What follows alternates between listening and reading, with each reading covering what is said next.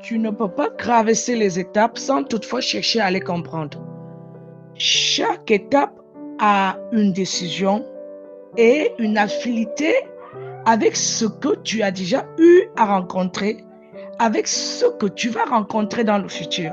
N'hésitez pas de nous suivre chaque jour dans notre chaîne, pour mieux développer votre vie et votre conscience, pour mieux avancer dans le christianisme. N'oubliez pas de soutenir la fondation avec un don. Merci. L'étape dont tu brises aujourd'hui et que tu décides d'abandonner sans toutefois chercher à comprendre, cette étape-là va te briser demain. Retourne un peu mieux en arrière. Tu vas comprendre pourquoi cette étape a été mise là. Cette étape n'a pas été mise là au hasard. Elle a été mise là pour quelque chose, pour une situation réglée ou non réglée, ou que tu dois chercher à régler.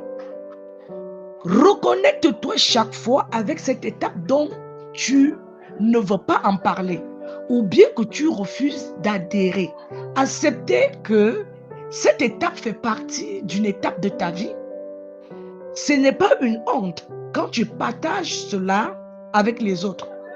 Ce n'est non pas une honte quand tu décides d'être celle ou celui que tu étais à cette époque de la vie où la vie te semblait être amère avec toi, où la vie te semblait être au-dessus de toi, où les souffrances semblaient être au-dessus de Dieu. Cette étape t'a appris quelque chose, mais tu l'as laissé, tu l'as oublié, tu l'as brisé pour mieux continuer, sans toutefois reconnecter les étapes de ta vie aujourd'hui que tu considères comme une honte. Je me rappelle chaque jour de mon étape. Chaque étape de ma vie forme une histoire dans ma vie. Forme quelque chose de particulier dans mon histoire et dans mes combats. Elle m'amène à mieux parler, à mieux réfléchir, à mieux m'organiser et à mieux m'avancer. Et de comprendre jusqu'à quel niveau certaines choses qui ont été mises là par le Seigneur ne doivent plus te retoucher et te détruire.